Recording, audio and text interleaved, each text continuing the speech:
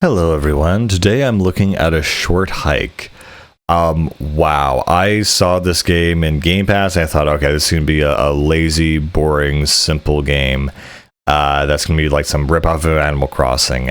And I am pleasantly wrong and surprised. This game is really, really fun and very, very focused. I mean, this game did everything right, and it's so much fun to play. Essentially what the story is about is you are this bird essentially that has to have to talk to someone important. It's kind of, not sure exactly why or what's going on, but you basically need to take a hike up to the top of this mountain.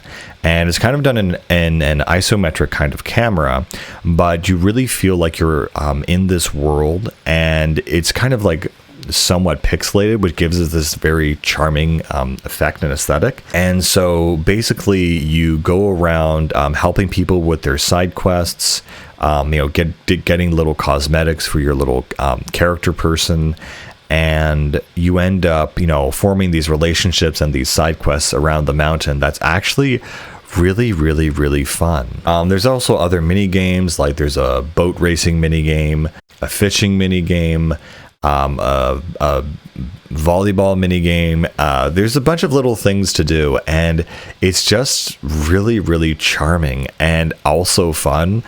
Sometimes these like the cute animal games, they're just charming but not actually very fun to play. No, this one's actually well made and well thought out, and the basic principle is that you need to help all the other animal characters on the island to essentially give you the equipment and power-ups you need in order to complete the hike and get to the very top of the mountain.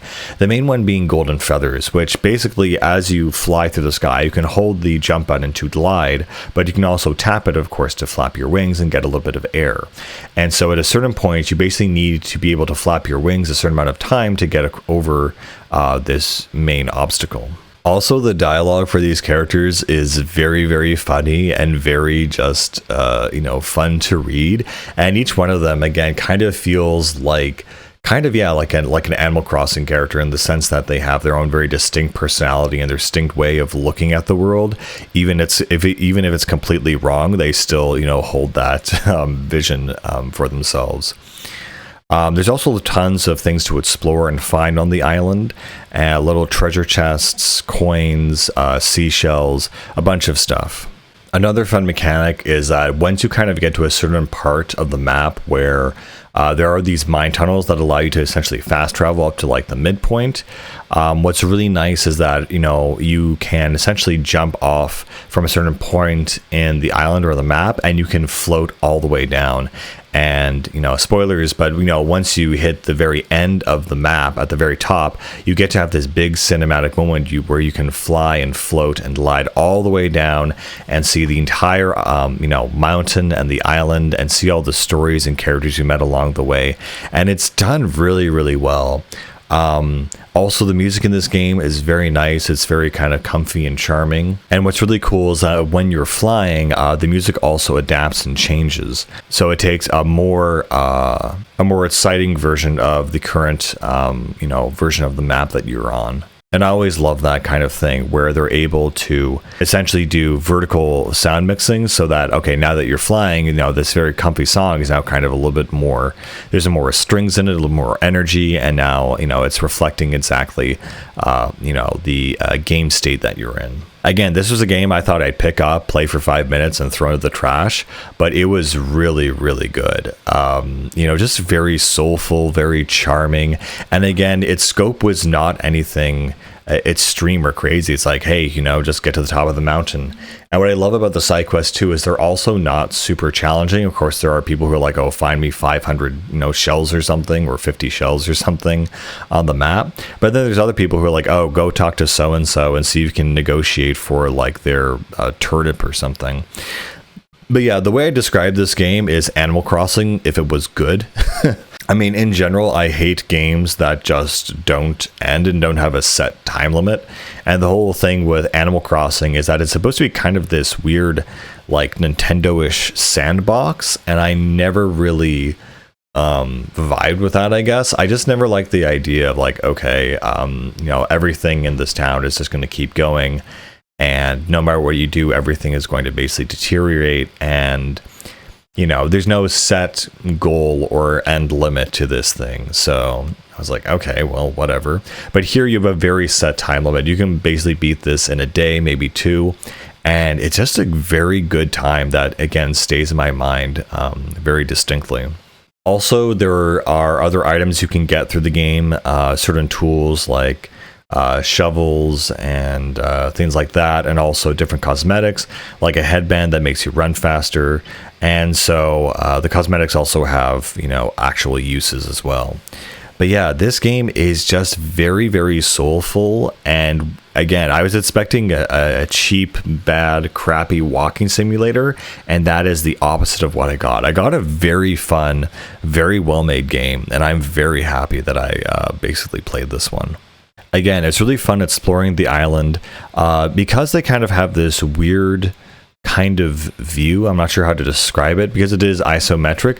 They're able to actually kind of rotate the camera slowly as you go around the mountain. So it is, a giant, cyclical mountain essentially, but it feels like you're really exploring this huge world. And again, you have a story and a character and a quest associated with each part of the map. There's a graveyard, there's a beach, obviously multiple beaches. There's a more forested part of the island.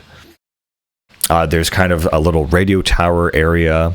There's more of a kind of climbing expedition area where they're talking about, how they're going up the mountain. And of course, there's the very end part where things start to freeze at the very top. And, at the end, you finally kind of see the Aurora Borealis. Also, it actually plays into gameplay where when you're flying at the top of the mountain, your wings will freeze. And so you need even more feathers to basically flap to break the ice from forming on your wings, and a bunch of other upgrades and stuff like that. But yeah, this game is extremely soulful. I think maybe a lot of people might look at it and be like, oh, okay, whatever. This is just Animal Crossing or something. But no, it's actually really, really good. Oh, and I forgot to mention, they do this cool thing where when you run out of feathers, your guy's uniform changes, and I found that to be pretty cool and funny. But yeah, this is the game I want Animal Crossing to actually be, if that makes any sense. It has a great aesthetic, great music, great characters. It tells a very short, happy, silly story. That's all I want, honestly, from my games. Just give me something entertaining that only lasts, maybe like a few hours, and something that I actually remember. Yeah.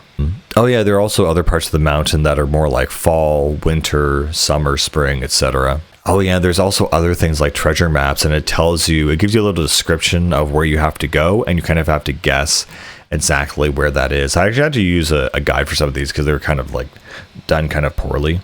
Yeah, the boat racing minigame, I really felt for that because there's this like kid who's like at the shop and they're bored, doing their summer job. They're kind of stuck there, and so they kind of like, okay, well, let's go racing out in the boat. And honestly, the boat controls shocked me because they were really like smooth and fluid, and just driving the boat was actually a ton of fun.